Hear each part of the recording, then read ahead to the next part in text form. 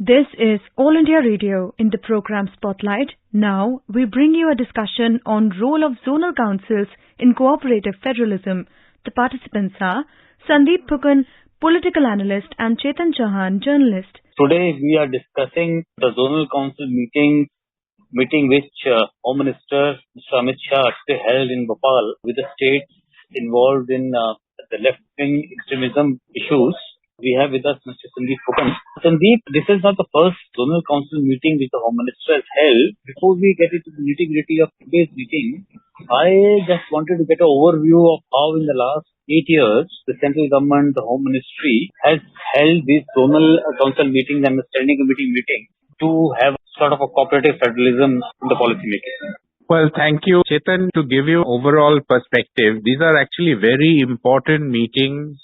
As the name suggests, these are interstate zonal council meetings where several states come, and often these meetings are used as a platform to arrive at a solution where if a solution is sort of eluding two neighboring states over a variety of reasons, the center can sort of play the arbitrator, and through a little bit of give and take, it can arrive at a solution which is a win-win for all the states involved. For example, just to give you some data, you asked me about in the past 8 years, how many meetings or the kind of success that these zonal meetings have had. So some data that I had, so until last June, for example, the last June was the Western Zone meeting that took place. So overall, nearly 18 meetings of various zonal councils have taken place, and about 24 that before zonal meeting takes place, before the states involved, the chief ministers and the home minister meet, they are preceded by meetings of what is called as the standing committee, whereby they actually fix the agenda. What are the issues that they are going to raise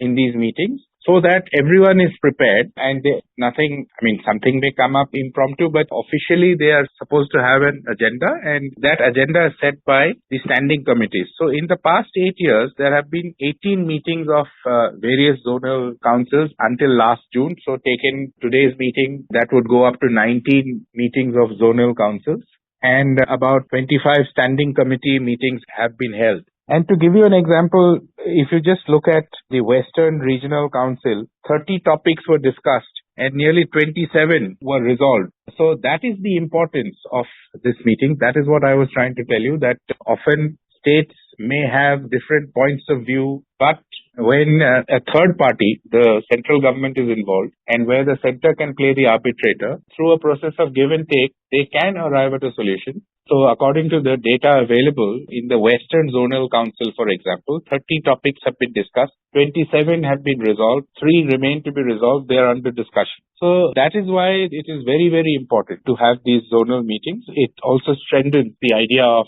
cooperative federalism between center and states.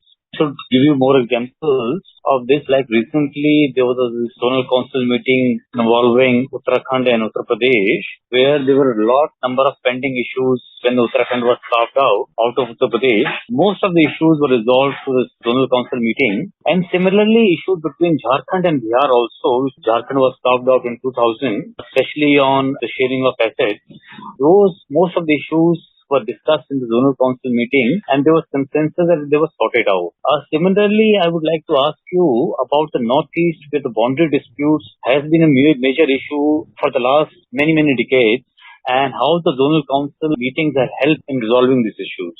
Northeast has its what we call as the Northeast Council, and the Department of Northeastern Region, which is a ministry in itself, so donor ministry and the Home Ministry, they coordinate. And it is very important. There was a very volatile situation involving a boundary dispute between Mizoram and Assam, and police forces of these two states opened fire on each other, and there were several casualties.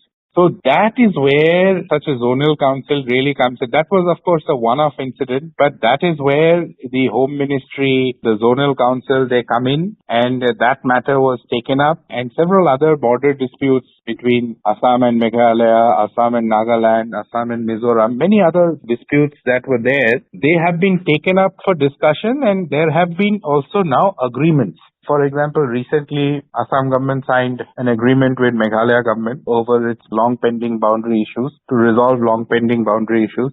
Similar agreements have been signed. They are also being discussed at the level of the Zonal Council and the Home Ministry with Mizoram. So these are complicated and issues, and as you know, Chetan, that most of the northeastern states have been carved out of undivided Assam, and there are legacy issues. It cannot be resolved overnight. But as I said, that the zonal councils actually provide the platform where states come and they can discuss with a free mind, and the center can play the neutral arbitrator because they do not have stakes. They would like the states to resolve the dispute amicably without any bitterness.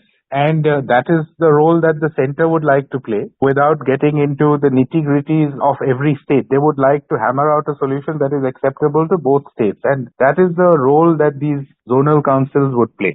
Sandeep, yes, I totally agree with you. Like in Northeast, there has been a lot of progress on Meghalaya with agreement has been signed. Similarly, in Arunachal Pradesh, also today, as we speak, the chief secretaries held a meeting on resolving the boundary issues. The chief ministers have also held.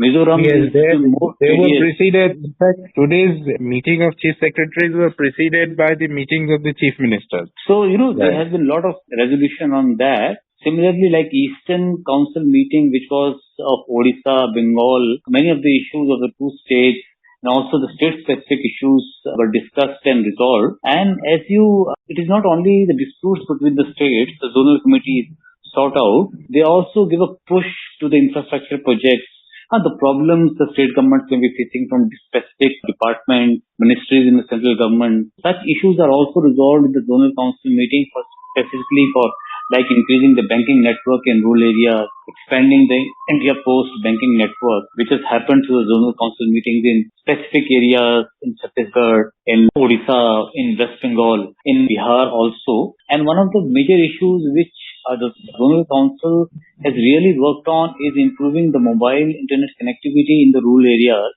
and improving the optical fiber network. So it doesn't come within the ambit of Home Ministry, but they have really worked on this front in many states because it has been an issue for almost all the zonal council meetings. Another area of improving the banking sector is the cash deposit through CSCs, on which zonal councils have resolved many of the teething issues. Also, one program of the central government, which is the Pradhan Mantri Awas Yojana, many of the states have faced some sort of a problem on that, especially Chhattisgarh and others. So, through the zonal council meetings, attempt has been made to resolve many of these issues. So, in today's meeting also, it was LW district.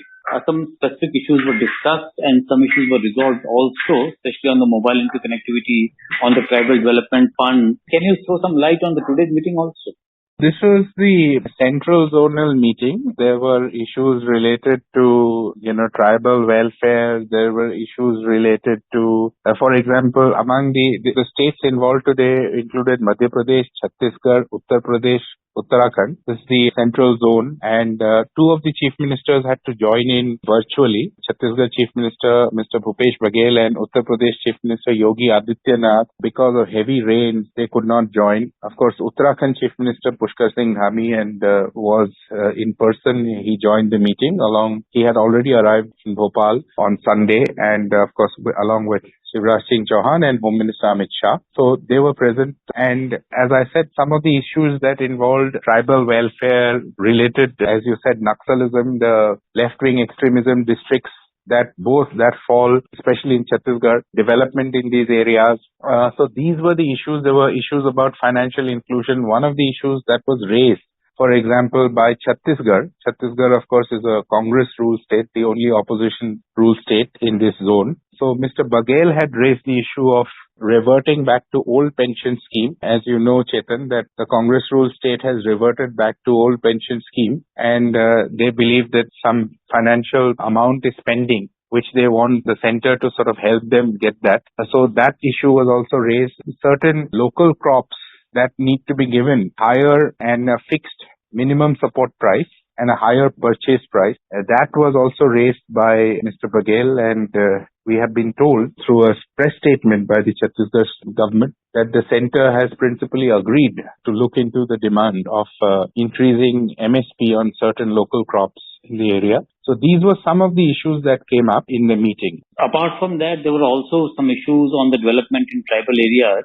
especially in Madhya Pradesh and Chhattisgarh, improving the road connectivity. So Centre has assured that they will look into these issues, and also Uttar Pradesh and Uttarakhand government have brought up the issue of interstate connectivity, improving the connectivity between two states, a better sharing of intelligence between the two states.